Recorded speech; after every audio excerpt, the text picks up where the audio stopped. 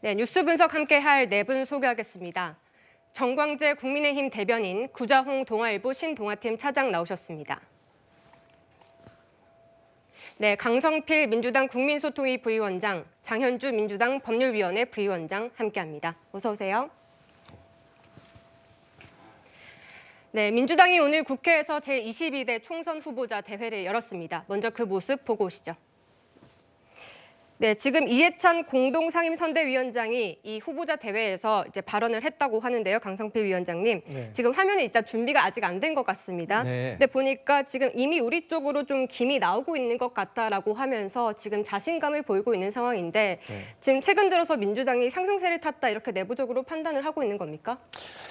상승세를 탔다는 표현보다는요. 네. 당원들에게 조금 자신감을 불어넣어 주려고 하는 의도로 보입니다. 그러니까 최근에 민주당이 야당이기 때문에 공천에서 아무래도 국민의힘과 비교했을 때 많이 소란스러웠지 않겠습니까? 네. 그렇기 때문에 다소 정당 지지율이 떨어졌습니다. 네. 그래서 어떤 여론조사에 보면 많이 떨어진 것도 있더라고요. 하지만 다시 공천 과정이 끝나고 이제 본격적인 본선 가도에 오르고 양쪽 진영의 후보자들이 정해지면서 정당 지지율이 다시 다 올라가는 모습이 보였다는 것은 네. 지지자들이 결집을 하고 있다는 거예요. 네. 근데 이제 진보 성향의 지지자들의 특징이 뭐냐면 자신감이 떨어지면 투표장에 나오지 않습니다. 그렇기 때문에 저희 정당 지지율이 오르고 또 대통령의 부정평가가 다시 좀 커지면서 지지자들에게 힘을, 자신감을 넣어주면서 다시 선거에서 윤정권 심판에 불을 붙이려고 하는 의도로 보입니다.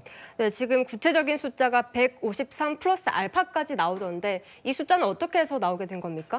이제 153석 플러스 알파라는 것은요, 이제 러프하게 우리가 이 정도의 그 의석을 얻고 싶다라는 희망인 거고요. 사실 지금 국민들께서는 대선이 끝난 지 2년이 넘었음에도 불구하고 대선 2라운드, 3라운드라는 피로감에 있습니다. 네. 그렇기 때문에 이번 선거에서는 쩡쩡하게 양쪽에게 힘을 배분해 주는 것보다 한쪽에게 몰아주는 것이 앞으로 22대 국회가 오히려 차라리 효율적으로 돌아가지 않겠냐라는 바람인 거죠. 그런 측면에서 저희 민주당에서는 이 윤석열 정권의 부정적인 여론은 하루 이틀 새에 만들어진 게 아닙니다. 그러니까 2년 동안 쭉 어떤 윤석열 정권의 무능에 대해서 국민들이 기억을 하고 있기 때문에 저희는 민주당에게 압도적으로 좀 이번엔 밀어주십사 하고 부탁을 드리는 거죠.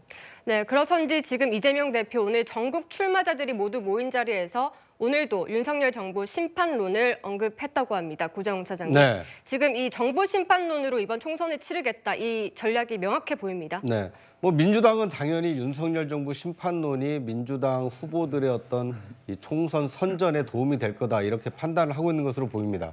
하지만 지금 그 윤석열 정부 출범 2년 만에 치러지는 이번 총선이 왜 대선 연장전처럼 느껴지는지 이해가 되십니까? 아마 저는 그것은 여러 가지 이유가 있겠지만 이재명 대표 때문 아닌가 하는 생각도 듭니다. 네. 왜냐하면 2년 전에 이미 대선에서 국민들은 선택을 했습니다. 윤석열이냐 이재명이냐 두 사람 중에 양자택일의 선택에서 국민의 선택은 아주 작은 표 차이긴 합니다만 0.73% 차이로 윤석열 대통령을 선출했고 윤석열 정부를 출범시켰습니다. 그리고 그 몇 달 뒤에 치러진 6.1 지방선거에서도 국민의힘에게 지방선거에서 압승을 몰아주면서 중앙정부와 지방정부를 좀 잘 이끌어달라. 이렇게 국민은 선택을 했는데 문제는 국회가 2020년 21대 총선에서 워낙 원사이드하게 민주당이 압승을 하다 보니까 여소야대 상황이 지금 2년 동안 지속이 된 겁니다. 여소야대라면 정권을 견제하고 정권이 국정 운영을 잘할 수 있도록 도와주거나 또는 견제하는 역할을 해야 되는데 지난 2년 동안 민주당이 보여준 모습은 윤석열 닥치고 반대, 윤석열 정부가 하는 것은 뭐든지 안 되겠다. 이런 네거티브 네. 이슈가 많았기 때문에 아마 이번 총선이 윤석열 정부 남은 3년 임기를 안정적으로 유지하기 위한 여소야대를 여대 야소로 만들 거냐 아니면 민주당이 주장하는 것처럼 정권 심판론이 득세해서 민주당 우세가 유지가 될지 좀 지켜볼 필요가 있어 보입니다. 네, 그런데 지금 이 공천 논란이 아직도 사그라들지 않은 것 같습니다. 지금 이 민주당이 각종 막말로 논란이 됐던 정봉주 전 의원에 대해 공천 취소 결정을 내렸는데 이와 관련해서 이재명 대표가 심경을 밝혔죠. 한번 들어보시죠. 살점을 뜯어내는 심정으로 불가피하게 공천 결정을 취소했습니다.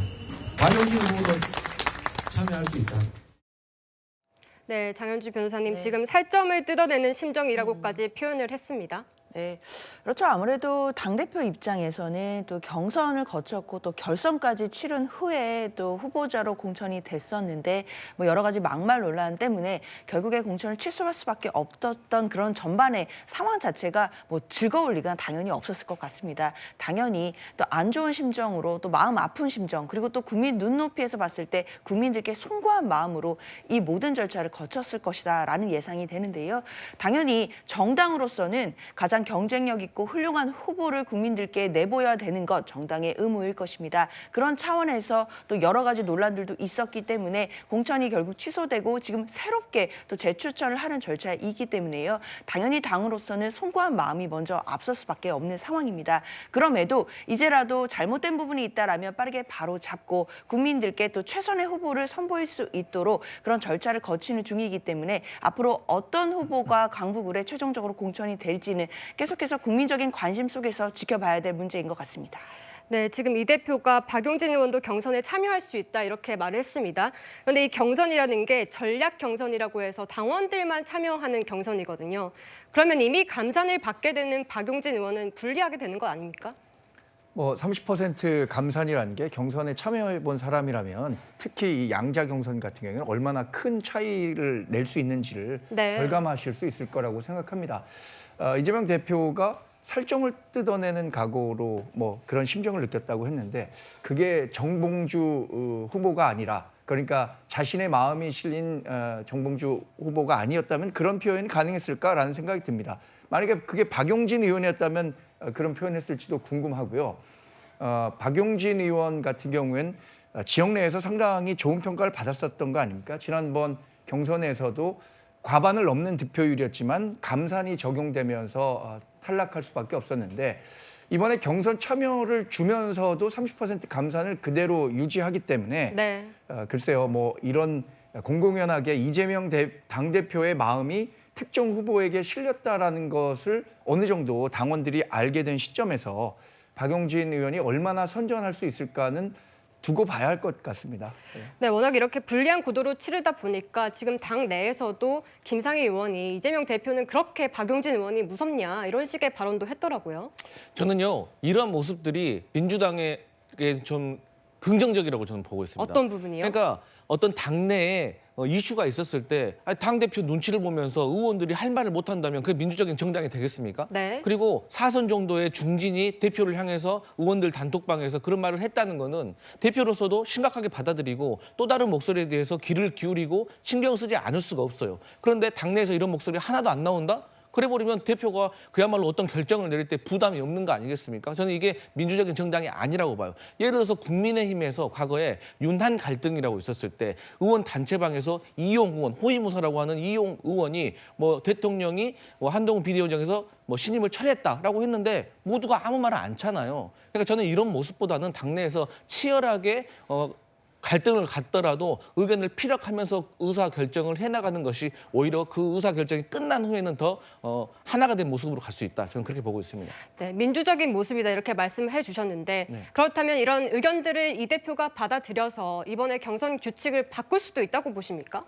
이제 경선 규칙을 바꾸는 거는 전략 공간에서 심도 있게 정무적으로 판단할 문제라고 생각을 해요. 근데 저는 개인적으로 박용진 의원을 제가 참 존경합니다만 네. 선거를 전체적으로 큰 틀에서 봤을 때는 만약에 박용진 후보가 51, 그리고 정봉주 후보가 48%를 받았었거든요. 그러면 이 40%의 당신과 지역 민심은 어떻게 할 것이냐. 그래서 이것을 차라리 새 판을 짜는 것이 낫고 또 어떤 공천이 취소됐다고 해서 차점자에게 다시 공천을 준다? 그러면 254개 지역구에서 계속해서 차점자들이 계속해서 공천 받으신 분들의 어떤 치부라든지 뭐 어떤 약점에 대해서 계속 들춰내는 모습을 보여준다면 저는 양당 모두가 선거가 혼란스러워진다. 그래서 저는 오히려 차점자를 배제하고 새로운 새 판을 까는 것이 저는 맞다. 저는 그렇게 보고 있습니다. 알겠습니다. 지금 일단 박용진 의원은 비명은 안 된다는 원칙 없는 결정이라고 반박하면서 경선 참여를 선언했습니다. 오늘 국회에서 이 발언을 했는데요. 먼저 듣고 오시죠. 어제 우리 강북을 전략 경선에 참여를 결정하기까지 정말 많은 고민이 있었습니다. 들러리를 서라면 들러리를 서고 구색을 맞추라 하시면 장단까지도 맞춰드리겠습니다. 민주당을 위해서 기억하라고 한다면 기꺼이 온몸으로 기억하겠습니다. 네, 장현주 변호사님, 네. 지금 박용진 의원 끝까지 경선에 참여하겠다고 하고 있고 탈당도 하지 않겠다는 입장이었거든요. 네. 왜 이렇게 끝까지 싸우겠다고 하는 겁니까? 아무래도 당 내에서 지금 공천 과정인 것이고요. 그 과정에서 뭐 박용진 의원 입장에서는 아쉬운 결과가 있더라도 결국에는 이번 총선에서 단합해서 또 원팀의 마인드로 또 총선 승리를 위해 본인의 역할을 하겠다라는 정치적인 결단으로 봐야 될 것 같습니다. 결국에는 사실상 지금 내부적으로 공천에 대해서 어떤 잡음이나 갈등은 있을지 모르겠지만 그렇다 하더라도 민주당 내부에서는 결국 이번 총선에서 정권 심판을 해야 되는 것이고 그리고 정권을 견제하는 역할을 해야 된다는 것에 대해서는 모두에게 같은 공감대가 있습니다. 따라서 그런 부분에 있어서는 국민들께 원팀으로 단합하는 모습을 보여드리는 것이 또 정치인의 도리가 아니겠느냐라는 저는 또 정치적인 결단이라고 보고 있고요. 이번 또 전략 경선 과정에서 박용진 의원이 또 참여를 하시기로 결정을 해주셨기 때문에 그 과정도 당연히 투명하고 또 절차 부분이 있다라고 한다면 엄격하게 절차를 지켜줘야 된다라고 생각이 들고요. 그래야만 이 경선이 끝난 후에도 모두가 다 수긍할 수 있는 경선이 될 것이다 이렇게 말씀드리겠습니다. 알겠습니다. 지금 이 상임 공동선대위원장을 맡은 김부겸 전 국무총리도 어제 입장을 밝혔는데 화면 함께 보실까요? 지금 이 당이 가장 큰 위기에 처했다. 이해하기 어렵다 이런 말을 했습니다. 고정 차장님. 네. 사실 이 통합을 기치로 이번에 공동선대위가 이렇게 발족을 했었었는데 네. 김부겸 전 총리의 말이 별로 통하지 않는 분위기거든요. 그렇습니다. 뭐 직책으로 보면 그 민주당 총선을 지휘하는 지휘에 있긴 합니다만 이 민주당 공천 과정에는 전혀 개입하거나 아니면 자신의 어떤 쓴소리가 받아들여지지 않는 것에 대한 이 안타까운 표현으로 이해가 됩니다. 그러니까 민주당 공천 과정을 한 달 동안 지켜본 이것을 복기를 해보면 임종석으로 시작해서 지금 박용진으로 끝나고 있는 것이 아닌가 하는 생각이 듭니다. 그러니까 이른바 이 친명 횡재, 이 비명 횡사라는 공천에 대한 이 우려가 있었는데 상당 부분 현실화된 측면이 있고요. 대표적인 인물이 이 중구 성동갑에서 예비 후보 등록을 하고 공천 신청을 했던 임종석 전 비서실장입니다. 결국 컷오프가 됐고 그 컷오프를 수용을 함으로써 어쨌든 개인의 결단을 통해서 민주당은 이 분열을 막은 측면이 있습니다. 이제 문제는 대표적인 친명 인사로 알려졌던 정봉주 전 의원이 3자 경선 그리고 결선을 통해서 공천장을 받았음에도 불구하고 부적절한 언사로 인해서 지금 공천 취소가 된 상황입니다. 네. 상식적이라면 강북을 지역 민주당원 또는 민주당 권리당원들의 어떤 뜻을 모아서 후보자를 선출하는 것이 맞는데 지금 들리는 얘기에 의하면 강북을만 대상으로 하는 것이 아니라 뭐 권리당원 전체 투표를 통해서 이 전략 공천을 정하자 이제 이런 얘기가 나오고 있다고 합니다. 그러니까 이것은 누구를 위한 과연 공천인가? 강북을 주민들의 뜻을 받들기 위한 공천인가? 아니면 특정한 누군가를 배제하기 위한 공천인가? 여전히 잡음이 끊이지 않고 있기 때문에 민주당 공천 결과가 어떻게 결론이 날지 좀 지켜볼 필요가 있어 보입니다. 네, 조금 전 열린 민주당 총선 후보자 대회 영상이 들어오고 있다고 하는데요. 지금 이해찬 위원장 목소리 먼저 듣고 오시죠. 지역에서 지금 선거운동 해보시니까 분위기가 어떻습니까? 분위기가 이렇게 달아오는 것 같죠? 네. 선거는 그 연못에서 김이 나는 거하고 비슷합니다. 김이 나기 시작하면 그다음부터는 못 막는 겁니다. 제가 다녀보니까 벌써 우리 쪽으로 김이 나오기 시작한 것 같습니다. 대변인님, 네. 이해찬 위원장 예전에는 또 200석을 얻을 수 있다라는 말로 논란을 빚기도 했었는데 이 네. 발언 어떻게 보셨습니까? 민주당이 지금의 분위기를 좀 더 끌어올려서 지지층을 결집시키고 투표장에 적극적으로 나서게 하기 위한 발언 아닌가 생각합니다. 네. 뭐 누차 많은 정치권에서 얘기를 하죠. 골프하고 정치는 고개 들면 바로 망친다라고 하는데 그런 격언을 이해찬 선대위원장도 좀 다시 한번 새길 필요는 있을 것 같습니다. 뭐 상대방 대변인 입장에서 드릴 말씀이긴 합니다만 지금 민심이 앞으로 24일 후에 있을 총선 결과로 바로 이어지리라는 법은 없습니다. 그리고 또 우리 국민의힘 정당 지지도가 불과 2개월 전과 비교해 보면 상당히 큰 폭으로 올라왔고요. 네. 그리고 또 격전지에서 나오는 여론조사가 대부분 지금 오차 범위 내에서 격전을 벌이고 있는 것으로 나타나고 있거든요.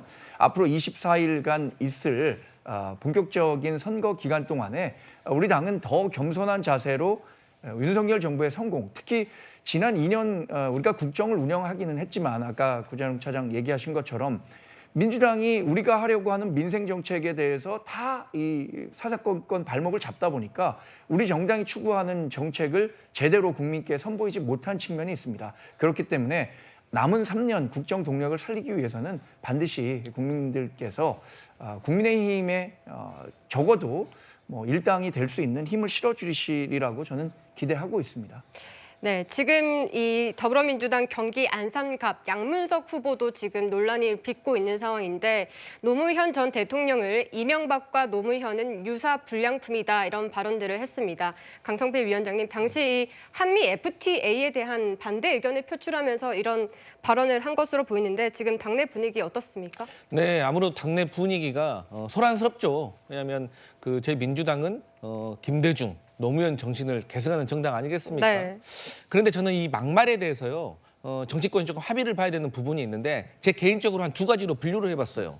첫 번째는 경거망동형입니다. 그러니까 얘기를 하는 행간 중에 뭔가 조금 우리 속된 말로 오버하고 네. 또 얘기를 하다 보니까 과유불급의 어떤 성격으로 막말이 나온 경우가 있고, 두 번째 본심 노출형이 있습니다. 이건 뭐냐면 어떤 잘못된 역사관념, 역사인식, 개념 때문에 이런 것들이 본심에서 나오는 거예요. 그러니까 예를 든다면 이게 친일 같은 성격인 거거든요. 그런데 경거망동형은 한번 듣고 기분이 나쁠 수가 있는 걸로 끝날 수가 있습니다. 하지만 본심 노출형은 왜 큰 문제냐면 이러한 분들이 국회에 입성을 하게 되면 어떤 친일이라는 잘못된 역사인식에서 어떤 대한민국의 국익에 대해서 과연 지켜낼 수 있을 것인가. 예를 들어서 위안부 할머니 보상 문제라든지 후쿠시마 오염수 방류 문제라든지 이런 문제에 있어서 친일 성격이라든가 잘못된 역사인식 가지신 분들이 과연 국익을 보호할 수 있겠냐라는 의문이 들기 때문에 중도층에서도 막말에 대해서는 엄격하게 보고 있는 거거든요. 그런 차원에서 봤을 때 양문석 이 후보의 막말이라고 할 수 있는지, 그리고 최근에 공천이 취소되시는 분들을 보면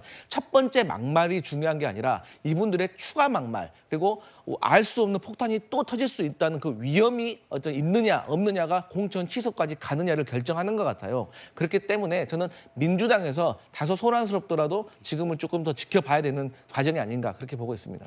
네, 그런데 지금 이 친노계라든지 지금 지난해 유튜브에 출연해서는 또 민주당 내 수박들, 바퀴벌레들이라고까지 표현을 했는데 이 비명계 입장에서는 이 본심을 유출한 것으로 해석할 수 있는 여지도 있는 거 아닙니까? 저는 이 문제만큼은 비명과 친명 뭐 이런 게 중요한 게 아니라 그냥 저희 민주당, 야당의 지지자들, 또 넓게 봤을 때는 중도층의 지지자들까지도 사실 노무현 대통령에 대한 향수가 있지 않겠습니까? 네. 그래서 이것은 현행법이라든가 뭐 어떤 문제보다는 우리가 소위 말하는 국민 정서법에 한번 검토를 해봐야 될 문제는 분명히 있어 보인다, 이렇게 말씀드리겠습니다. 네, 이재명 대표는 양문석 후보를 감싸는 듯한 발언을 했습니다. 먼저 듣고 오시죠. 안 그래도 이미 틀어막혀서 못 살겠는데. 그래서 여러분, 우리 표현에 대해서 가급적 관대해 주십시다. 이게 무슨 무서워 살겠어요. 네, 지금 양문석 후보에 대해서는 감싸는 듯한 모습을 보이고 있는데요, 정광재 대변인님. 네. 그만큼 지금 민주당 지지층에는 이 발언이 문제되지 않을 것이다 이렇게 판단을 한 걸까요? 이재명 대표는 자기와 가까운 사람들의 발언에 대해서는 상당히 관대한 것 같습니다. 가까워서 그렇다 이렇게 보시는 그럼요. 거군요. 이재명 대표의 명심이 실리지 않은 후보라면 뭐 가감히 잘라낼 수도 있었겠죠. 저는 근데 이 양문석 후보가 했었던 발언 중에 한미 FTA 같은 경우에요. 저는 노무현 대통령이 당시에 구국의 결단으로 한미 FTA 추진했다고 봅니다. 네. 자신의 지지자들이 반대함에도 불구하고 우리가 나아가야 할 길, 그러니까 우리 대한민국에 도움이 되는 일이라면 지지자들의 반대를 무릅쓰고라도 가야 한다는 명확한 철학과 비전을 갖고 추진한 거거든요. 실제로 한미 FTA가 체결된 지가 올해로 12년째가 된 걸로 알고 있는데 타국과의 교역량 10몇 % 증가하는 동안 무려 6배 이상 증가했습니다. 네. 그리고 우리나라가 미국에 거두는 교역 수지가 상당하고요. 그래서 노무현 전 대통령도 지지자들이 반대함에도 불구하고 한미 FTA를 추진한 겁니다. 그런데 그것에 대해서 양문석 후보가 노무현 전 대통령에 대해서 저렇게 비하하고 사실 노무현 전 대통령은 민주당 전통 지지자들에게 뿐만 아니라 전 국민적으로도 역대 대통령들을 평가할 때 상당히 높은 평가를 받고 있는 대통령인데 이런 부분들에 대해서 아마 민주당 지지자들뿐만 아니라 중도층에 있는 많은 유권자분들께서도 부적절한 발언이었다고 생각할 거고요. 이게 표심으로도 연결될 수 있을 거라고 생각합니다. 네, 지금 중도층까지 영향을 미칠 수 있는 발언이다 이렇게 국민의힘에서는 보고 계신 것 같은데 장현주 변호사님은 어떻게 보십니까? 글쎄요, 일단 양문석 후보의 발언이 적절했다라고 생각하시는 분들은 없을 것 같습니다. 당연히 부적절한 발언이었던 건 분명해 보이는데요. 다만 이재명 대표가 양문석 후보를 감싼다라고까지 보기는 어려울 것 같습니다. 결국 정치인에 대한 비판들은 표현의 자유 영역에서 수긍이 되는 것이고 다만 주권자라든지 사회적 약자에 대한 폄훼나 비하는 허용될 수 없다는 것 일반적인 기준이라고 저는 생각이 들거든요. 그렇기 때문에 그런 차원에서 일단 이재명 대표가 발언을 한 것으로 봐야 될 것 같고 뭐 특정 후보만 두둔한다라고 보기는 좀 어려울 것 같습니다. 그리고 더 나아가서 사실 노무현 전 대통령에 대한 비하에 대해서 지금 문제가 되고 있는 것인데요. 다른 사람들은 몰라도 사실 국민의힘에서 이 부분을 따질 문제는 좀 아니라고 생각이 듭니다. 사실 국민의힘의 전신이었던 한나라당에서 예전에 환생경제라는 연극을 통해서 노무현 전 대통령을 얼마나 조롱하고 비하했었는지 모든 국민들이 기억하고 계십니다. 그런 상황이기 때문에 국민의힘에서 이 부분을 가지고 비판하시는 것은 저는 국민의 눈높이에서 봤을 때는 상당히 의아해하실 거다라고 말씀 덧붙이겠습니다. 네, 현재 지금 이재명 대표는 뜻을 굽힐 생각이 없는 것 같은데요. 지금 오늘 김부겸 공동선대위원장이 양문석 후보를 만난 것으로 알려졌습니다. 구정 차장님, 네. 여기 만남에서 어떤 대화가 오갔나요? 네. 아직 뭐 구체적으로 자세한 내용이 전해지는 않고 있습니다만 김부겸 전 총리의 경우는 지금 공동 선대위원장을 맡았기 때문에 특정 후보의 어떤 당선을 위해서 얘기하는 것보다는 전체 총선 판세를 감안한 얘기를 했을 개연성이 높습니다. 특히 이 김부겸 전 총리의 경우에는 이 노무현 대통령에 대해서 어떤 감정을 민주당 지지층들이 가지고 있는지 또 이번 총선에 이 양문석 후보의 발언이 어떤 파장을 끼칠지 이거에 대해서 종합적으로 얘기를 했을 개연성이 크기 때문에 아마 오늘 이르면 오늘 오후 아니면 하루 이틀 상간에 양문석 후보의 거취가 결정된 가능성도 있지 않나 이렇게 예상이 됩니다. 네, 지금 자막에 나오고 있습니다만 지금 만나서 이 수습할 사람은 당신밖에 없다 이런 말을 했다고 하거든요. 네. 자진 사퇴를 좀 권유했다 이렇게 봐도 되는 겁니까? 애둘러서 그렇게 자진 사퇴를 좀 유도하는 발언이었다 이렇게 해석할 수 있을 것 같습니다. 왜냐하면 지금 양문석 후보 개인의 문제가 아닙니다. 이건 이 부산, 울산, 경남, 이 부울경에도 악영향을 끼칠 수가 있고 이번 총선이 친문재인, 그러니까 비명 중에서도 친문재인계 인사들이 컷오프됐다라고 알려져 있습니다만 좀 넓게 범위를 확대해 보면 친노 진영 인사들도 이재명 대표 체제에서 이 공천 과정에 상당한 이 낙천을 경험을 했기 때문에 친노, 친문 진영 인사들의 어떤 상처난 마음을 아우르는 데는 이 양문석 후보의 결단이 필요하다. 이런 당내 여론이 상당히 좀 높아지고 있는 상황이기 때문에 앞으로 어떤 이 결정이 내려질지 좀 지켜볼 필요가 있어 보입니다. 알겠습니다. 이 선거운동 상황도 한번 살펴볼까요? 이 민주당은 이번 총선의 성격을 정권 심판으로 규정하고 특히 수도권 표심에 공을 들이고 있습니다. 어제 발언 먼저 들어보시죠. 4월 10일은 심판의 날입니다. 주권자가 시퍼렇게 살아있다는 것을 국민을 능멸하는 폭력적인 폐륜 정권에게 확실하게 보여줘야 합니다. 반드시 심판해서 이렇게 하면 내쫓기겠구나 이렇게 생각되게 만들어야 됩니다, 여러분. 네, 강성필 위원장님 지금 선거법 위반 때문에 육성으로 이렇게 소리를 지르고 있는 모습인데 네. 지금 경기도를 주로 돌고 있거든요. 여기서 지금 51석 수성하는 게 목표인 겁니까? 맞습니다. 저희가 이제 지난 선거에서는 경기도에서 거의 압승을 거뒀다고 할 수가 있겠죠. 하지만 지금의 선거 상황은 좀 녹록치가 않은 것 같습니다.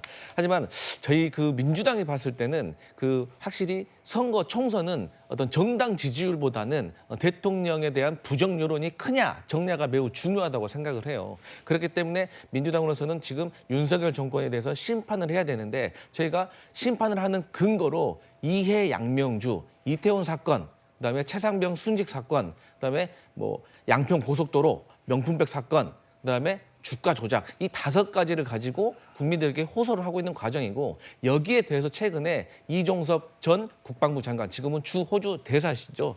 여기에 대해서 어떤 도피성 논란 의혹이 있기 때문에 여기에서도 이 최상병 사건과 관련해서 대통령실에 외압이 있었는지 없었는지에 대해서 의혹이 있기 때문에 이것까지 더해서 저희가 민주당이 윤석열 정권을 심판하겠다라고 지금 목소리를 높이는 중입니다. 알겠습니다. 그러면 이제 이어서 국민의힘 소식까지 들어보도록 하겠습니다.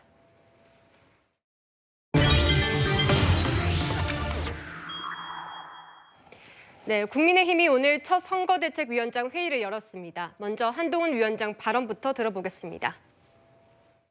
오늘로 D-24인데요. 이제부터는 정말 본선이고 더 이상 연습 경기 없고 국민의 선택을 받기 위해서 마지막까지 최선을 다하겠다는 말씀을 드립니다. 이재명 대표의 민주당은 벌써 153석 플러스 알파라면서 샴페인을 터뜨리는 분위기고 이익동맹인 조국 대표도 야권의 200석을 입에 올리면서 우리 국민을 조롱하고 있습니다. 이재명의 민주당, 조국, 통진당의 후예들이 뭉친 후진 세력들의 탄핵 본색이 드러난 것이고 진짜 목표가 드러난 겁니다. 이번 총선은 거대 민주당이 장악한 국회 심판 선거입니다.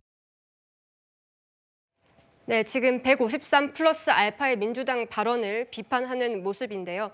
정광재 대변인님 조금 전 이 회의에 직접 다녀오셨잖아요. 어떤 얘기가 오갔습니까? 민주당이 지금 153석 플러스 알파를 얘기하고 있잖아요. 네. 여기에 조국 혁신당도 12석 정도를 비례대표로 예상하고 있습니다.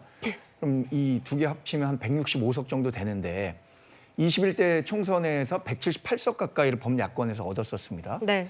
그러니까 이번 선거도 그렇게 압도적으로 승리할 수 있을 것이다라는 오만감이 있기 때문에 그래서 양문석 후보 같은 막말 또 고 노무현 전 대통령에 대한 비하 발언 일삼았던 후보에 대해서 자르지 않는 겁니다. 국민이 무섭다면 이런 후보들 당연히 철회해야죠. 우리 회의에서는요. 대체로 이런 얘기가 나왔습니다. 우리가 상당히 겸허한 자세로 국정 동력을 확보하기 위해서는 국민들께 겸허한 자세로 다가가야 하는데 근데 그동안에 우리가 메시지를 냈었던 부분들이 좀 신속하게 대응하지 못했던 부분들이 있으니 이에 대한 부분들을 좀 더 강화해야 할 것 같다라는 말씀과 함께 또 하나는 정권 심판론이라는 프레임을 민주당이 강하게 걸고 있는데 저희는 이 정권 심판론에 맞서서 21대 국회 심판론 그러니까 21대 국회를 독주와 폭주로 이끌었던 민주당에 대한 심판론을 내세우려고 합니다. 그러니까 21대 국회가 제대로 국회 의정 활동을 했다면 이재명 대표 말대로 그러면 1번 찍으시면 됩니다. 그런데 의회가 제대로 된 역할을 하지 못했다라고 생각한다면 이번엔 2번 찍으셔야겠죠. 네, 그런데 사실 이 메시지를 신속하게 내는 것도 중요하지만 앞으로 또 어떤 메시지를 낼까 이 부분이 제일 궁금할 텐데 지금 논란이 됐던 이종섭 주 호주 대사 이런 이 정부 논란들에 대해서도 좀 적극적으로 메시지를 앞으로 내는 겁니까? 네, 그렇습니다. 우리 그 장해찬 후보가 상당히 문제가 됐을 때도 경론 끝에 후보 철회 조치를 냈고요. 도태우 후보도 마찬가지죠. 이종섭 호주 대사와 관련한 얘기도 어제 한동훈 법무장관이 광주를 찾은 자리에서 본인이 빨리 정리할 건 정리해야겠다라고 얘기를 했고 네. 또 공수처가 이 출국 금지를 해놓은 건 수사를 빨리 진행하기 위해서 출국 금지를 했던 거잖아요. 그러면 필요한 경우에 빨리 이 이종섭 대사를 불러서 추가 수사를 해야겠죠. 이종섭 호주 대사도 추가 수사가 필요한 경우라면 언제든 한국에 들어가서 수사를 받겠다고 했으니까 이 부분도 공수처에서 빨리 수사 일정을 좀 조율해서 이종섭 대사를 불러서 수사할 부분이 있다면 수사를 했으면 하는 바람을 갖고 있습니다. 네, 그리고 지금 이 조용한 공천을 진행하고 있다는 평가를 받던 국민의힘이 막판에 각종 설화의 몸살을 앓고 있습니다. 이 부산 수영 공천장을 받았던 장해찬 후보의 공천이 결국 취소됐습니다. 이게 듣고 이야기 이어가겠습니다. 저의 어떤 과거 페이스북에 좀 철없고 혈기 넘치는 발언들이 문제가 된다? 좋습니다. 제 과거 페이스북 마음껏 털어요. 그간의 언행들이 좀 국민의 능력치에 맞다고 보시는지? 국민의 판단이 있을 거고요. 그리고 그 어떤 발언이 나온 경위라든가 그리고 그게 공직에 있었는지 등등을 종합적으로 봐야 될 것 같습니다. 네, 지금 여러 가지 부적절한 발언을 했다가 이 본인의 SNS에 근데 자신의 페이스북을 마음껏 털어라 이렇게 말을 하면서 구정 차장님 네. 이 사과가 진짜 진심이었냐 이런 논란이 불거지면서 결국 공천을 취소한 것 같습니다. 네. 이게 이제 지금 선거가 얼마 남지 않았기 때문에 하루하루 그 요동치는 민심에 지금 각 정당이 이 신속하게 반응을 하고 있는 모습입니다. 공천장을 받은 후보들의 경우야 이 본선에서 승리해서 이 22대 국회에 진출하는 것이 목표겠지만 총선을 전체적으로 진두지휘하고 있는 이 비대위원장이나 당 대표 입장에서 볼 때는 한 사람을 살리려다 여러 사람의 어떤 총선 결과에 악영향을 끼칠 수 있다. 이런 판단을 하게 되면 이른바 전략적 판단을 통해서 이 공천을 취소하는 이게 결정을 내리는 것으로 보입니다. 이 장해찬 후보의 경우에도 뭐 본인으로서야 억울할 수 있겠습니다. 뭐 10여 년 전 치기 어린 그 글이 문제가 이렇게 크게 되리라고 상상이나 했겠습니까? 하지만 이 국민 눈높이에 맞지 않는 언행에 대해서는 국민들이 매섭게 지켜본다. 이것을 국민의힘 지도부, 특히 공관위가 수용을 했기 때문에 이 공천 취소라는 이 극약 처방을 했다. 뭐 이렇게 해석할 수 있을 것 같습니다.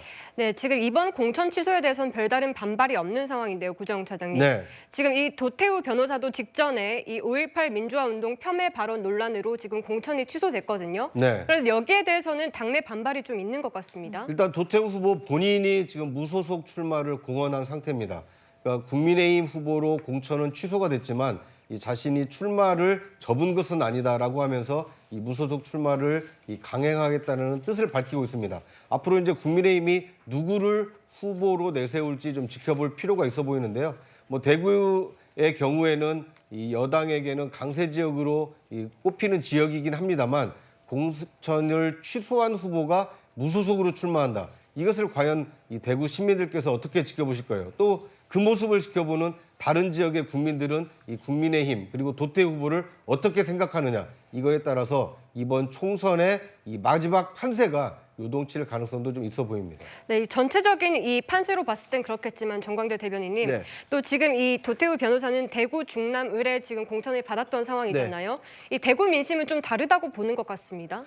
대구 민심이 우리 그 전반적인 국민 눈높이와는 다르다고 보지 않습니다. 물론 도태우 전 후보가 갖고 있었던 뭐 철학과 정치적 비전을 가지고 그 지역에 출마를 하는 것은 개인의 자유라고 봅니다.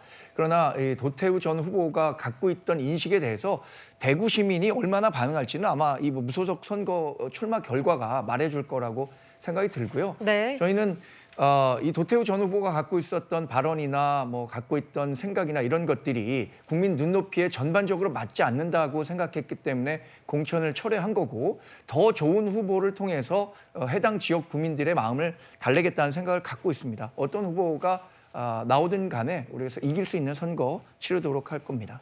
네, 지금 정우택 후보도 공천이 이제 취소가 됐는데 네. 지금 무소속 출마 가능성이 있는 겁니까? 정우택 후보 같은 경우에도 사실 전 국민이 보는 어떤 CCTV를 통해서 돈 봉투를 받는 장면이 생중계되다시피 했잖아요. 네. 이것에 대해서 본인이 반성할 부분은 좀 반성해야 될 거라는 생각이 듭니다. 물론 본인은 돌려줬다고 하는데 그것에 대한 설득력을 얼마나 많이 국민들이 이해할 수 있을까라는 부분에 대해서도 스스로 한번 생각해 보실 필요가 있을 거라고 생각이 들고요.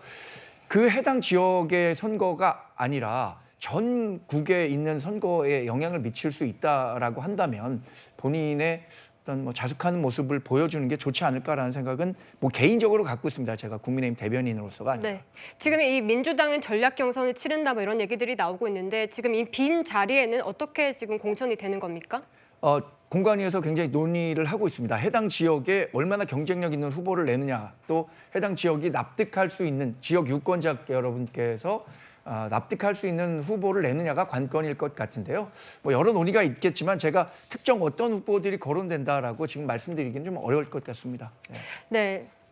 강성패 위원장님, 네. 지금 이 민주당도 이제 이 공천 상황들이 여러 겪지 않았습니까? 네. 이 국민의힘 상황 보면서 어떤 생각하셨습니까? 네, 이제 국민의힘이 이번에 공천 취소를 몇 번 하지 않았습니까? 그러니까 저는 그런 것 같아요. 이 양당이 경쟁을 하면 확실히 국민들이 혜택을 본다. 그러니까 잘못된 후보를 과감하게 취소시키고 더 좋은 후보를 내세우면 국민들이 좋은 거 아니겠습니까? 그래서 네. 양당의 경쟁이 이렇게 중요하다는 걸 먼저 말씀드리고 싶고요. 저는 아쉬움이 하나 있는데 조수연 후보. 어떻게 할 것인지. 저는 사실 과거에 지금 공천 취소가 되신 분들도 중요하지만 이분들이 이미 공천 취소가 됐기 때문에 더 말할 필요가 없어요. 하지만 조수현 후보 같은 경우도 뭐 생선 얘기, 스스로 생선이 되겠다 이런 것들은 친일 어떤 그런 잘못된 역사관념이 나온 거라고 생각을 해요. 그러니까 제가 앞서서 말씀드렸지만 이런 분들이 만약에 국회에 들어간다. 그러면 일본과의 어떤 대한민국과의 어떤 관계에 있어서 예민한 문제에 있어서 국익을 보호할 수 있겠습니까? 그래서 저는 이거 심각하게 바라보고 있다 국민들이 이 말씀 드리겠습니다. 네, 장현주 변호사님, 지금 여야 할 것 없이 막말 논란을 빚은 후보들은 모두 공천을 취소하고 있는 상황인데 그만큼 이 막말 논란이 중도층 표심에 영향을 많이 미치기 때문이라고 봐야 될까요? 아무래도 그렇죠. 지금 선거가 25일, 24일 뭐 이렇게 남아가는 상황이기 때문에 당연히 말 한마디 한마디가 총선의 민심에 출렁이게 할 수 있는 지표가 될 수 있습니다. 특히나 이번 선거 같은 경우에는 과거에 우리 선거는 선거 유세 중에 나오는 어떤 막말로 인해서 설화를 빚는 경우들이 많았는데요. 이번 총선에서는 유독 예전에 했던 발언들이라든지 뭐 SNS 메시지라든지 이런 부분들이 다시 제시가 되면서 공천이 취소되거나 또는 국민 눈높이에 맞지 않는다는 평가를 받기도 하고 있습니다. 그만큼 이런 막말에 대한 기준들을 정치권에서 좀 세워야 될 필요는 있다라고 보이는 것이 있는데요. 그렇지 않는다라고 한다면 사실 본선 과정에서도 서로 상대방 후보가 과거에 어떤 메시지를 작성했는지 이런 부분들을 추적해 나가는데 너무 주력할 가능성도 있어 보입니다. 당연히 막말을 검증하는 것 국민 눈높이에서 중요한 것이겠지만요. 그에 못지않게 중요한 것은 지역 일꾼을 뽑는 것이기 때문에 그 후보가 과연 어떤 공약을 내고 있고 어떤 정책을 펼치고 있는지 이런 부분도 서서히 더 강조가 돼야 될 것 같습니다. 네, 지금 이 중도층 표심은 어떨까요? 지금 캐스팅 보트라 불리는 서울 지역 여론조사에서 이 국민의힘 하락세가 조금 눈에 띄는 모습입니다. 여기에 50대 여론은 매주 변동폭이 매우 커서 총선 당일 어떤 선택을 할지도 예측하기가 어려운 상황인데요, 고장훈 차장님. 네. 지금 서울에서 민주당은 소폭 반등을 하고 국민의힘은 떨어진 모습인데 어떤 이슈가 영향을 미쳤다고 보십니까? 이 최근에 어떤 이슈가 이 서울 특히 50대에게 영향을 끼쳤는지 이 정확한 진단을 해야만 그에 맞는 이 처방이 가능하다는 생각이 듭니다. 이 국민의힘 지지율이 저렇게 큰 폭으로 떨어진 것은 지난주에 불거졌던 이종섭 전 국방부 장관의 이 호주 대사 임명, 이것이 과연 윤석열 정부가 얘기했던 원칙과 상식에 부합하는 것이냐. 물론 그것이 잘했는지 잘못했는지는 공수처의 수사 그리고 수사 결과에 따른 어떤 뭐 기소가 된다라면 기소 이후에 재판을 통해서 유무죄가 가려질 문제이긴 합니다만 지금은 어쨌든 논란이 된 고발장이 접수된 당사자인데 출국 금지가 된 상태에서 이 해외 대사로 인사를 한 것, 이것에 대해서는 적절하지 못했다 이런 평가를 하는 국민이 많았기 때문에 서울 그리고 특히 50대의 어떤 지지층이 좀 지지율이 하락했다 이렇게 분석할 수 있을 것 같습니다. 원인을 정확히 안다라면 그 원인에 대한 처방을 내놓으면 그거에 대해서 국민들이 반응을 할 것으로 예상이 되기 때문에 앞으로 국민의힘 또는 그 용산 대통령실에서 어떤 결정을 내릴지 좀 지켜볼 필요가 있어 보입니다. 고장훈 차장님, 그런데 저희가 예전에도 얘기를 나눴지만 이 50대도 초반 후반의 이 민심이 좀 다르다면서요? 그렇습니다. 50대 후반의 경우에는 이른바 86세대들이 이 다수를 점하고 있는데 반해서 이 73년생 한동훈이라는 뭐 책에서 알 수 있듯이 50대 초반의 경우에는 이 한동훈 비대위원장과 같은 이 X세대가 이 포진한 세대입니다. 그래서 50대를 전체로 묶어서 보기보다는 50대 후반의 경우에는 야당 지지세가 좀 있다라면 50대 초반의 경우에는 꼭 야당이라기보다는 여야 균형을 맞추고 있다 이렇게 볼 수가 있을 것 같고요. 이 상당히 좀 합리적인 이 세대다라는 평가를 받고 있기 때문에 이 국민 눈높이에 맞는 정책 그리고 국민 눈높이에 맞는 이 결정을 내려준다라면 이 서울 특히 50대 민심이 크게 요동칠 가능성은 앞으로도 남아있다 이렇게 볼 수 있을 것 같습니다. 네, 지금 말씀하신 대로 이종섭 주 호주 대사의 출국이 국민의힘 지지율 발목을 잡고 있다 이런 분석들이 나오고 있는 상황인데 한동훈 위원장 앞서 여기에 대해서 이렇게 밝혔습니다. 뭐 공수처가 그게 출국 금지를 했었더라면 빨리 들어와서 조사를 받아야 되는 건 아닌가요? 신속하게 들어와서 신속하게 정리해야 한다라고 생각합니다. 수사를 받는 문제잖아요. 그거는 일단 임명의 그 문제가 아니라. 네, 지금 이 정권 심판론 구도를 좀 피하려면 또 다시 이 정부와 이 한동훈 위원장이 차별화된 행보를 보여야 되는 것 아니냐 이런 목소리도 나오고 있는데 어떻게 보십니까? 맞습니다. 우리 당이 이번 선거에서 만약에 고전한다면 가장 큰 원인은 정권 심판론이라는 중간 선거 성격을 벗어나기 어려웠기 때문일 거라는 생각을 뭐 많은 분들이 하고 계실 겁니다. 이 5년 단임제 대통령제 하에서 임기 중간에 이뤄지는 선거에서 좋은 평가를 받는 게 상당히 좀 어려운 측면은 있습니다. 왜냐하면 우리 지지자들이 가장 결집했을 때가 대통령 선거 그때 득표율이잖아요. 네. 윤석열 대통령도 48.3%를 득표한 것으로 알고 있는데 이때의 높은 지지율을 임기 내내 유지한다는 건 상당히 어려운 일입니다. 그래서 중간에 이뤄지는 선거가 상당히 여당으로서는 어렵기 마련인데 한동훈 비대위원장이 이런 어떤 프레임에서 벗어나기 위해서 이제 미래를 위한 선거를 하자라고 계속해서 얘기를 하고 있습니다. 네. 그러니까 미래를 준비하는 정당과 과거의 문제, 그러니까 회고적 투표가 아니라 전망적 투표로 이 전체적인 선거의 틀을 바꿀 경우에 우리 당에 조금 더 유리한 구도로 갈 수 있을 것이다라고 기대를 하고 있고요. 많은 분들도 그런 그 전략적 조언을 하고 계십니다. 네, 지금 이 한동훈 위원장 전국을 순회하면서 유권자들한테 한 표 한 표를 호소하고 있는 상황이잖아요, 대변인님. 네. 그런데 지금 이 스피커가 한 위원장밖에 보이지 않는다 이런 아쉬움도 나오고 있거든요. 좀 다른 전략도 생각하고 계시는 게 있습니까? 네, 그래서 맨 처음에는 뭐 한동훈 비대위원장 한 명이 맞는 선대위원장 체제가 될 가능성이 있다라고 언론에서도 지적을 하셨지만 네. 이번에 선대위를 꾸리는 과정에서 총괄 선대위원장은 한동훈 비대위원장이 맡았지만 지역별로 대권 주자급 여러 후보들을 포진시켰습니다. 오늘 회의 과정에서도 이 선대위원장분들이 지역에 맞는 현안들을 적극적으로 목소리를 좀 내주실 것을 한동훈 비대위원장이 권하기도 했는데 네. 그런 측면에서 본다면 저희가 선대위 구성 차원에서는 다양한 목소리를 낼 수 있는 지역의 후보들을 선대위원장으로 앉혔다는 점을 말씀드립니다. 네, 민생까지 앞으로 신경 쓰겠다 이런 뜻으로 네. 해석이 됩니다. 다음은 제3지대 소식까지 들어보겠습니다.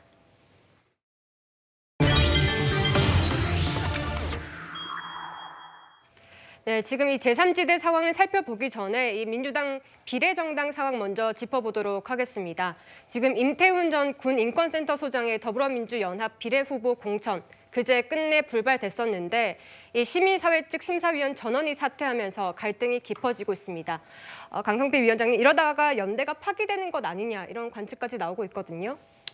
민주당과 그 시민단체가 연대가 파기되는 일은 없을 것 같습니다. 네. 첫 번째로는 불과 얼마 전에 개혁신당과 새로운 미래가 급하게 합당을 하다가 또 불발되지 않았습니까? 네. 그래서 둘 다 지지율이 완전히 하락을 했잖아요. 거기에 대한 반면 교사가 있고요. 물 밑에서 많은 어떤 조율이 있기 때문에 그런 어떤 심각한 상황까지는 가지 않을 것으로 보고 있습니다.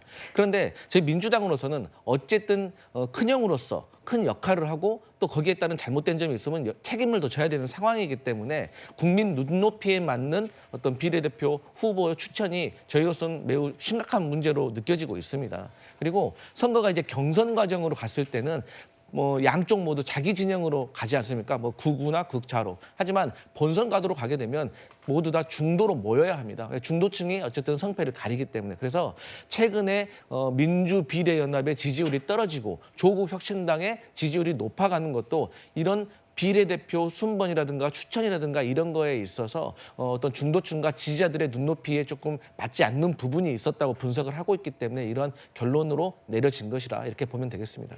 네, 그런데 지금 이 비례연합에 이 민주당 의원들이 가야지 또 높은 순번의 번호를 받을 수 있지 않습니까? 네. 그래서 보통 한 10명 정도 간다 이런 얘기도 나왔던 것으로 알려져 있는데 네. 지금 오늘 민주당 발표를 보면 이 비례의원 출신들의 의원님을 포함해서 네. 한 6분 정도가 가는 것 같습니다. 네. 이 6분이 가면 그 민주당이 생각한 번호는 못 받을 것 같거든요. 네. 일단 뭐 6분이 갔는데 뭐 어떤 추가적으로도 또 필요하다면 갈 수 있겠죠. 그런데 지금 저희 민주당은 순번보다도 더 중요한 것이 지금 어쨌든 국민들께서 중도층에게 어떤 관심을 받고 지지를 받는 것이 더 중요하기 때문에 사실 지금 순번보다는 어떤 그러한 프레임이 더 중요하다 그렇게 보고 있습니다. 구장욱 차장님, 네. 민주당 의원들 왜 비례정당으로 안 가려고 한다고 보십니까? 네. 일단 꼼수 정당으로 가는 것에 자기 이름을 올리는 것에 대해서 이게 탐탁지 않아 하는 것 같고요. 또 이 더불어 그 시민연합으로 가는 것이 자신의 어떤 정치적 그 미래에 얼마나 보탬이 될 것인가 이런 이 개인적 어떤 판단을 하고 있기 때문에 다수 의원들은 좀 주저하고 있는 것이 아닌가 하는 생각이 듭니다. 만약 이재명 대표 체제가 건재하고 다음 대선에서도 이재명 대표가 이 차기 그 대선 주자로 이 집권 가능성이 높다. 이렇다라면 아마 마다할 그 의원들이 많지는 않을 거라고 생각이 됩니다. 하지만 이재명 대표 체제가 지속될지 또는 민주당이 총선에서 승리할 수 있을지 이후에 어떤 정치적 진로가 불투명하다 이렇게 보고 있기 때문에 이 꼼수 제명 그리고 이 그 당적 변경이 자신의 정치적 진로에는 유리하지 않다 이렇게 판단하는 이 현역 비대의원들이 많기 때문에 지금 다수가 가지 못하고 마지못해서 6명 정도가 간 것이 아닌가 뭐 이렇게 해석이 됩니다. 장현주 변호사님, 사실 이런 해석도 있습니다. 이 위성 정당 자체가 마음에 들지 않기도 하지만 지금 사실 공천에서 떨어진 의원들이 이 비례정당으로 가고 있는 것인데 그 의원들이 가고 싶어 하지 않는 것이다. 당에 대한 불만 때문에 도와주고 싶지 않아서 그런 것이다. 이런 해석도 나오거든요. 저는 그건 정말 추측에 불과하다고 생각합니다. 사실 뭐 공천 과정에서 당연히 상처 입으신 분들도 있고 뭐 여러 잡음들도 있었기 때문에 아쉬운 마음 가지시는 분들 있는 것 당연하겠지만요. 일단 지금 민주당은 결집하고 있는 것이고 이번 총선을 앞두고 단합하고 원팀의 모습을 당원들께 국민들께 보여드려야 된다는 점에서 공감대가 확실하게 있습니다. 그렇기 때문에 그럼 본인의 어떤 개인적인 감정 때문에 당의 어떤 결정하는 데 그 감정이 영향을 미친다라고 볼 수는 없을 것 같습니다. 그것은 전혀 이제 해석의 영역이라고 생각이 들고요.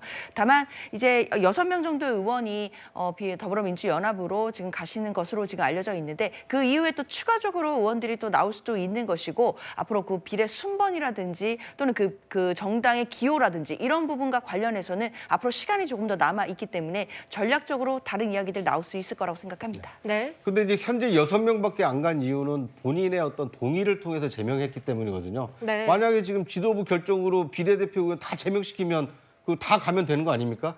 그런데 제명을 시켰는데 안 가는 의원들이 지금 나올까 봐 지금 조심스럽게 본인이 가겠다라고 동의한 사람만 제명하다 보니까 6명 아니냐. 이것이 지금 합리적인 해석이지 지금 당내 반발은 상당히 좀 크다 뭐 이렇게 그 해석이 됩니다. 네. 저는 그래서 이거 예상 못했던 거 아니지 않습니까? 우리 국회가 법 만드는 기관이잖아요. 네. 근데 이렇게 꼼수가 만연할 수밖에 없는 위성 정당을 만들 수밖에 없는 구조를 만든 민주당이 이거 심판받아야 된다고 생각합니다. 네. 21대 국회 나올 때 패스트트랙 국회에서 격렬한 그 갈등을 거치면서 만들어진 게 이 연동형 비례대표 제도인데요. 이걸 통해서 나온 게 위성 정당입니다. 이 패스트트랙 과정에서 당시에 우리 정당이 이렇게 되면 위성 정당이 출연할 수밖에 없고 그거 결국에 병립형이랑 큰 차이 없는 결과로 이어질 것이다라고 극렬하게 반대했음에도 불구하고 민주당이 통과시켰고 대선 후보 당시에 이재명 대표가 이 위성 정당 없애겠다고 했는데 그 공약 파기하면서까지 위성 정당 다시 만든 이 민주당이 원죄를 갖고 있다. 저는 네. 그렇게 말씀드릴 수밖에 없습니다. 네. 근데요, 병립형으로 국민의힘은 가자고 하는데요. 병립형으로 가자는 거는 결국에 비례대표 의석을 양당이 독점해서 나눠 먹자는 거예요. 거기에 민주당 보고 동조하라는 거거든요. 민주당은 그렇게 할 수가 없는 거예요. 준연동형 비례대표제의 취지는 뭐냐면요. 이 사회가 다양해지기 때문에 여러 소수 정당들이 원내 진입을 해서 우리가 여러 목소리를 들어보자는 거예요. 그런 취지에서 민주당이 준연동형 비례대표를 선택한 것이고요. 이러한 것을 선택을 했을 때는 이러한 어떤 소음이라든가 소란을 저희는 다 이미 예상을 하고 있었어요. 네. 그리고 민주당의 의원이 160명이 넘는데 저희가 갈 사람이 없어서 지금 6명 보냈겠습니까? 그래서 그건 너무 과도한 해석이다 이런 말씀 드리겠습니다. 네, 그런데 지금 이 통진당의 후신이라 불리기도 하는 이 진보당이 비례연합정당에 들어가면서 이 종북 세력을 국회에 입성시킨다 이런 비판도 있는데 여기에 대해서 민주당에서는 어떻게 보고 계십니까? 그러니까 진보당에 대한 어떤 비난이 있는 건 분명합니다. 근데 저희 입장으로서는 원칙을 세웠잖아요. 소수 정당과 함께 연합해서 비례정당 후보를 내겠다라고 말을 했고 저는 진보당이 만약 그렇게 문제가 있는 정당이라면 그 선관위에서 왜 그 등록을 받아줬는지 국민의힘에게 물어보고 싶고요. 이 진보당에 대한 문제가 커지고 어쨌든 중도의 어떤 눈높이가 안 맞기 때문에 그러한 후보들에 대해서는 저희가 강하게 제동을 걸어서 철회를 시킨 면이 있다. 이걸 말씀드리겠습니다. 네. 근데 지금 어폐가 있는 것이요. 만약에 저렇게 다당제를 원하시는 것이 준연동형을 채택한 그 진정이라면 더불어 시민연합 창당 안 하면 됩니다. 이미 지금 제3지대 정당이 얼마나 많습니까? 굳이 더불어시민연합이라는 민주당과 함께할 위성정당을 만들어서 의원 꿔주기를 하는 이유는 뭡니까? 그렇게라도 해서 지금 의석을 확보하겠다는 거 아닙니까? 그게 다당제 취지하고 부합하는 겁니까? 네, 저는 부합한다고 생각하는 근거가 뭐냐면 그런 소수 정당들이 민주당과 함께 연합을 하지 않으면 원내에 들어오기가 어렵다는 현실을 말씀드리는 겁니다. 그러니까 그런 군소 정당하고는 연합해서 국회에 입성시키는 것이 옳고 자생적으로 창당한 제3시대 정당으로 가는 의석은 민주당이 그 의원 꿔주기를 통해서라도 가져오겠다. 저는 이것이 어떻게 다당제를 지향한다라는 이 진정성과 일치하는지 저는 도무지 이해할 수가 없습니다. 그러면 민주당이 만약에 의원 꿔주기라든지 꼼수로 인해서 저희의 비례대표 의석을 더 확보하려고 했다면 저희가 의석 순번에 대해서 우위를 차지했겠죠. 하지만 우리는 이미 334라는 원칙에서 우리는 후순위로 가겠다라고 양보를 한 상태라는 걸 분명히 말씀드립니다. 알겠습니다. 지금 이 민주당에 실망한 지지층이 옮겨가고 있는 걸까요? 지금 이 비례정당 지지도 조사에서 이 조국혁신당 지지도가 19%에 달하는 결과가 나왔습니다. 사실 지지도라기보다는 이 정당에 투표하겠느냐라고 물어봤을 때 이 조국혁신당에서 15%에서 19%로 4%포인트 오른 것으로 나타났거든요. 구정 차장님. 네. 이 현상은 어떻게 봐야 될까요? 일단 조국혁신당의 경우에는 그 말 그대로 선명한 기치를 내걸고 있습니다. 이게 윤석열 정권에 대한 이 심판, 뭐 다른 이유가 없습니다. 그것만 하겠다라는 것을 이 창당 정신으로 내걸고 출범한 정당이고요. 또한 이 지역구에는 의석을 내지 않습니다. 말 그대로 준연동형 비례대표제라는 이 제도를 10분 활용해서 이 비례대표 투표는 조국혁신당에게 지지를 해주고 지역구에서는 민주당에게 투표를 해달라. 뭐 이른바 이 지민 비조라는 것을 지금 표어로 내세우고 있는데요. 그만큼 이제 정당 지지율이 높다라는 것은 윤석열 정부의 실망한 또는 심판해야 된다는 여론이 상당히 있기 때문에 조국 혁신당이 창당한 지 얼마 되지 않았지만 상당한 지지세를 끌어모으고 있다. 이렇게 볼 수 있을 것 같습니다. 문제는 앞으로 이제 더불어시민연합과 조국 혁신당 간에 이 윤석열 심판이라는 같은 슬로건을 내세우고 있기 때문에 어느 쪽으로 이 지지세가 모아질 것이냐, 이것은 시간을 갖고 좀 지켜볼 필요가 있어 보입니다. 장현주 변호사님, 그러니까 지금 이 민주당 지지층도 비례정당은 조국 혁신당을 찍는 그런 이 현상이 나타나고 있다는 건데 여기에 대해서 민주당은 어떻게 보십니까? 글쎄요, 뭐 그렇게 해석하시는 분들도 일각에 계시지만 민주당 입장에서는 결국 비례를 득표하시는 분들께서 이 표를 결국 제로섬 게임처럼 민주당에게 또는 더불어민주연합에게 올 표가 나눠지기만 한다라고 보지는 않고 있습니다.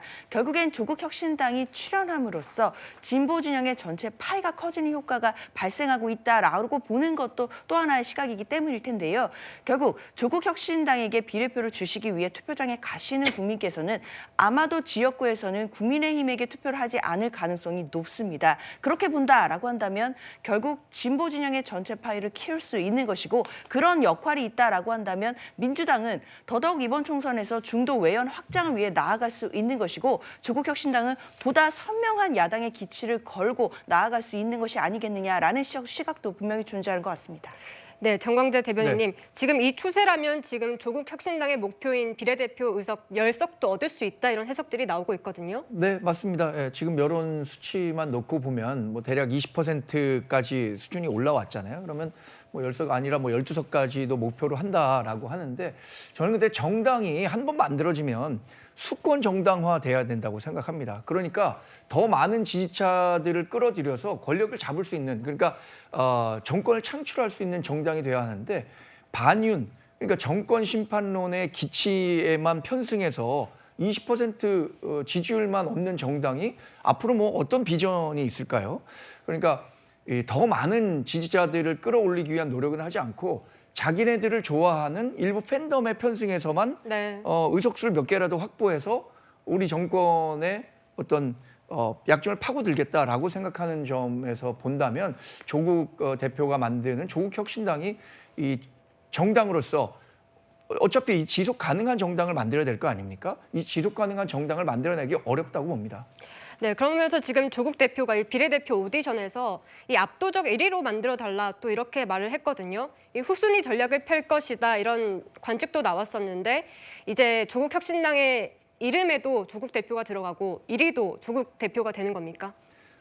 투표하겠다는 거 아닙니까? 그런데 네. 조국 혁신당에 참여하는 사람들, 이 후보자 명단을 놓고 봤을 때 뽑을 수 있는 사람 뭐 이게 제가 지금 정확하지 않지만 이게 여러 명을 선택할 수 있는 구조죠 지금. 네. 그렇게 된다면 반드시 조국 대표 한 명은 포함한 후에 다른 후보들을 선택하겠죠. 그러면 반드시 이 조국 대표가 비례대표 1번은 지금 여성을 받아야 되니까 2번이 될 수밖에 없는 상황이겠지만 네.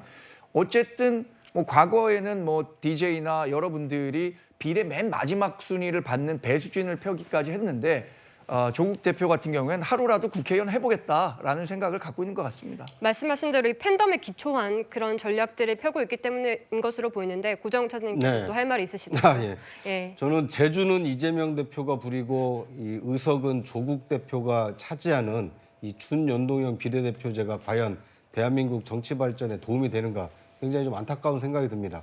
말 그대로 떴다방 정치 아닙니까? 어떻게 지역구에서 의석 그 한 석도 갖지 못한 정당이 비례대표만으로도 10석 가까이 의석을 차지할 수 있고 또 창당한 지 한 달도 채 되지 않았습니다. 말 그대로 분노에 근거한 정당 정치가 한국 정치 발전을 저해하는 거 아닌가 굉장히 좀 우려스러운 생각이 듭니다.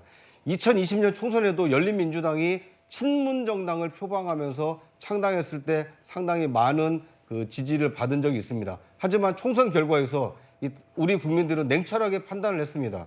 그래서 열린민주당이 당시 3석밖에 차지를 못했었는데요. 조국혁신당 지금은 굉장히 이 반윤석열 정부에 대한 어떤 기대 심리를 받고 높은 이 정당 지지율을 기록을 하고 있습니다만 이 선거전이 치열하게 전개가 되고 이 4월 10일 투표장에 가는 유권자들께서 어떤 선택을 하실지 끝까지 좀 지켜볼 필요가 있어 보입니다. 네. 지금 상황이요. 두 분 말씀하신 것처럼 비정상적인 상황이에요. 근데 조국 그 혁신당을 지지하시는 분들이 이 비정상적인 상황을 모르시면서 지지하겠습니까? 다 알고 지지하시는 거예요. 그러면 이 비정상적인 상황에도 불구하고 왜 지지하는가를 저는 국민의힘과 윤석열 정부가 심각하게 고민해보고 반성해야 된다. 왜? 이 지지율이라는 건요. 국민들의 의사 한 명 한 명을 다 물어볼 수 없어서 여론조사를 하는 거 아닙니까? 쉽게 말해서 국민의 마음을 숫자로 객관화시킨 거다. 이런 말씀 드리겠습니다. 알겠습니다. 지금 이 조국 혁신당 지지도는 올라가고 있지만 20대 지지율, 이 공정에 민감한 20대 지지율은 2주째 0%인 점도 눈에 띕니다. 하지만 이 무당층이 20대가 많은데 아까 보셨다시피 이 20대 무당층이 새로운 미래라든지 이 새로운 제3지대, 개혁신당으로는 가지 않고 있거든요. 그 이유는 뭐라고 보십니까? 저는 이제 조국 혁신당에게 20대가 지지하지 않는 이유는 아무래도 조국 대표의 어떤 개인적인 유죄, 혐의 중에 하나가 자녀 입시 비리가 있지 않겠습니까? 그래서 저는 이러한 부분에 있어서 20대에게는 지지를 받지 못하고 있다라고 저는 보고 있고요. 공정에 민감한 20대잖아요. 그러면 이 윤석열 대통령이 국민이 불러내서 대통령이 됐다고 말씀을 하시는데 이 기치가 공정 아니었겠습니까? 하지만 지난 2년 동안 윤석열 정부가 보여왔던 거 과연 공정했습니까? 김건희 여사라든지 아니면 최근에 벌어진 이종섭 전 국방부 장관과 관련해서 여러 가지 이슈들에 있어서 공정이 저는 무너졌다고 보고 있어요. 그래서 이러한 것들은 국민들이 이번 총선에서 심판해 주시리라 믿고 있습니다. 알겠습니다. 정치권 소식은 여기까지 듣도록 하겠습니다. 다음은 북한 소식입니다.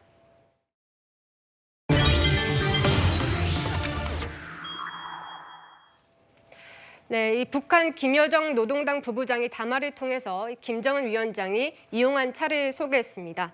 구자웅 차장님, 네. 이 푸틴 대통령이 선물한 이 아우루스라는 차량이라고요? 그렇습니다. 이 러시아판 뭐 롤스로이스다 이런 이제 평가를 받고 있는 차량인데요. 저 아우루스 세라트를 타고 김정은 위원장이 이동하는 모습을 이 북한에서 이제 방영을 한 겁니다. 그만큼 지금 북한과 러시아의 사이가 굉장히 가깝고 이 푸틴 대통령이 저런 이 전용 자동차를 이 김정은 위원장에게 줄 만큼 굉장히 우대하고 있다. 북러 관계가 굉장히 밀접하다라는 것을 이 대내외에 과시하기 위해서 저런 영상을 공개한 것이 아닌가 이렇게 해석이 됩니다. 네, 김여정의 동생이죠. 이 김여정 북한 노동당 부부장도 지금 이 오늘 공개 행사에서 처음 이용했다라고 하면서 이 지금 승용차 철저히 신뢰할 수 있다 이렇게까지 자랑을 했습니다. 지금 화면 보시면요. 지금 오늘 공개 행사에서 처음 이용했다 이런 말들을 했는데 그만큼 북한이 많이 자랑하고 싶은 것 같습니다. 정광재 대변인님. 지금 국제 무대에서 북한을 상대하는 국가가 어디 있습니까? 러시아와 중국을 제외하면. 그러니까 러시아 대통령이 직접 김정은 위원장에게 차를 줬다라는 것도 조선 인민들에게 자랑하고 싶을 거고요. 네.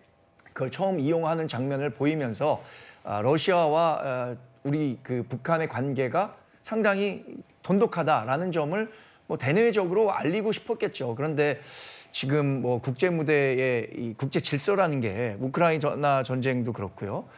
이 가치의 문제로 굉장히 충돌하는 경우가 많잖아요. 네. 뭐 지금 북한을 편들 수 있는 국가 뭐 러시아밖에 없다라는 측면을 어쩌면 우리 밖에서는 그렇게 볼 수밖에 없는데 대내적으로는 뭐 인민들을 좀 공고히 하기 위한 조치였다고 보겠죠. 네, 저게 평양 인근의 한 도로에서 지금 주행을 하고 있는 모습인데 지금 인근 공장에 도착해서 저기 차량에서 김정은 위원장이 내리는 모습까지 북한 매체가 공개를 했습니다. 네.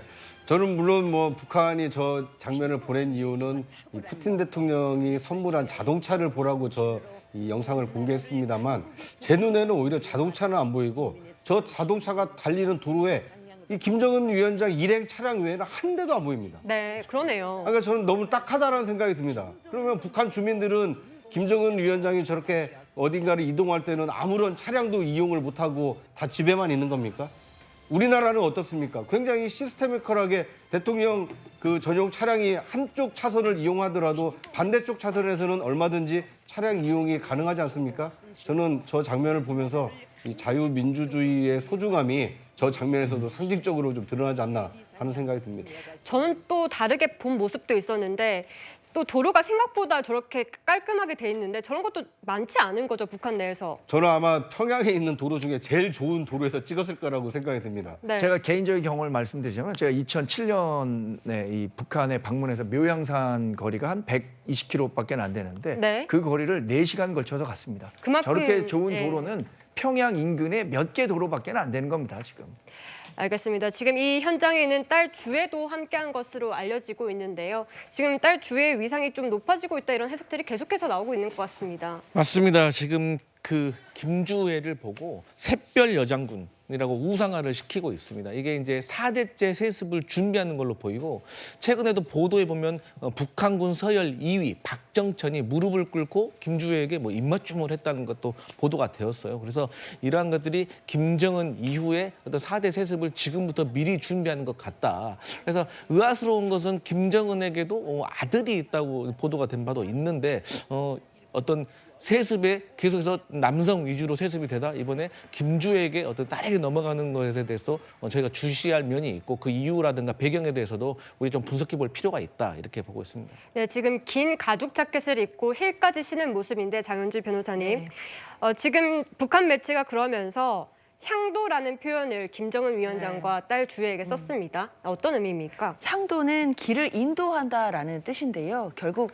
김주애의 후계자의 어떤 위상이나 이미지를 덧씌우는 그런 용어라고 봐야겠습니다. 그런데 벌써 향도라는 지칭이 나온다는 것 자체가 김주애가 후계자로서의 어떤 위상이 있는 것인지 이 부분을 북한에서 바라보고 있는 시선 볼 수 있는 장면이라고 볼 수 있을 텐데요. 특히나 이 방문했던 곳이 일단 군 훈련을 참관하는 것도 있었지만 온실 준공식에도 갔거든요. 네. 그렇다면 민생 부분 그리고 안보 부분 두 가지 부분에서 김주애를 지금 대동하고 다니는 것이기 때문에 앞으로도 계속 김주애의 후계자로서의 위상은 높아지고 있다라는 분석 나올 것 같습니다. 네, 지금 계속해서 딸 주애만 나오다 보니까 구정훈 차장님 네. 아들이 없는 것 아니냐 이렇게 말씀하시는 분들도 있어요. 네. 그러니까 뭐 만약에 있었으면은 뭐 깜짝 카드로 나중에 공개할 가능성도 있겠습니다만 지금 저렇게 김주애를 몇 년째 대동하고 있는 것으로 봤을 때는 이 북한 주민들에게 계속 노출하고 있는 거 아닙니까? 김정은 다음에 이 북한을 이끌게 된 지도자는 딸 주애가 될 가능성이 크다. 뭐 공식적으로 언급은 안 하고 있지만 저렇게 함께 동행하는 모습을 속에서 이 북한 주민들에게 이 잠재의식 속에서 이 후계 구도를 좀 인식하고 있는, 그러니까 인식시키기 위해서 저렇게 동행하고 있는 것이 아닌가 이런 생각이 듭니다. 알겠습니다. 김정은 위원장은 이 딸 주애와 함께 공수부대 훈련을 참관했는데요. 북한 매체는 김 위원장의 당부를 이렇게 전했습니다. 인민군대의 기본 임무는 첫째도, 둘째도, 셋째도 전쟁 준비라는 데 대하여 다시금 강조하시면서 전군의 모든 장병들이 전쟁이 일어난다면 기어이 역사를 갈아치우고야 말겠다는 확고한 대적 의지, 투철한 전쟁관으로 억세게 무장하고 네, 지금 북한이 대놓고 전쟁 준비를 한다 네. 이런 얘기를 하고 있는데 전쟁 가능성 어떻게 보십니까? 짖는 개는 물지 않는다라고 하죠. 저희가 생각하기엔 뭐 대내적인 체제 공고화를 위한 선전전이지 우리 막강한 군사력으로 준비하고 있는 우리 군을 상대로 도발을 하기는 상당히 어려운 상황이라고 봅니다. 예. 알겠습니다. 오늘 얘기는 여기까지 듣도록 하겠습니다. 다음은 미담을 소개하는 이 뉴스 조아라입니다. 오늘은 뒤늦게 산타 할아버지에게 깜짝 선물을 받은 5살 오하람 양의 얘기입니다. 이 산타 할아버지는 누구였을까요? 화면 함께 보시죠.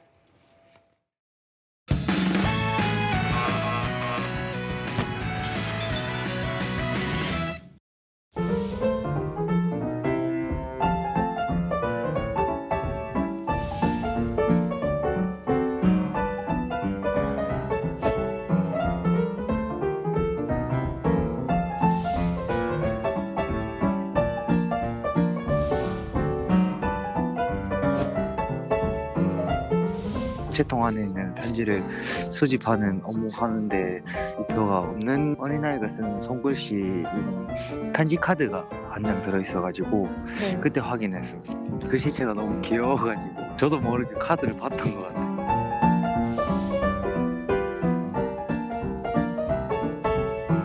일과를 마치시고 한 게 아니고 이제 일하는 도중에 생각나서 하신 거군요. 편지 확인하고 기분이 계속 좋아가지고 일하는 내내 나도 기분 좋게 애기한테 하려고 마지막 배달 담당 구역 끝내놓고 이제 바로 선물 사고 레고 사고 이제 편지 답장 써주고 이제 그러고 이제 문 앞에 놔두고 다시 우체국 복귀해서 많이 정신없진 않으셨어요? 비도 와서 조금 늦긴 했었는데 뭐 얼마나 걸리겠냐 싶어서 그냥 갔던 것 같아요.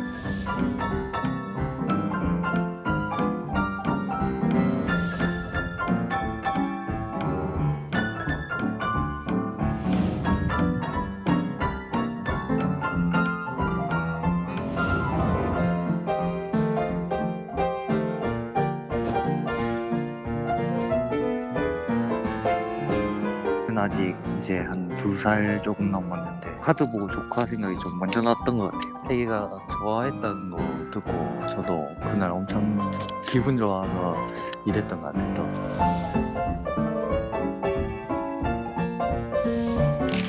아이들이 너무 요즘 다 성장이 빠르니까 그래도 순수한 마음 가지고 살면은 그래도 아직 행복한 세상이지 않을까 해서. 네, 아이의 동심을 지켜주려는 산타 집배원의 마음이 참 따뜻하게 느껴집니다. 저희는 잠시 후 60초 후에 돌아오겠습니다. 포근한 주말입니다. 이 부슬부슬 내리던 봄비가 그치고 이번 주는 꽃샘추위가 계속된다고 하는데요. 따뜻하게 챙겨 입으셔야겠습니다. 저희가 준비한 소식은 여기까지입니다. 일요일엔 뉴스의 라이브입니다. 시청해 주셔서 감사합니다.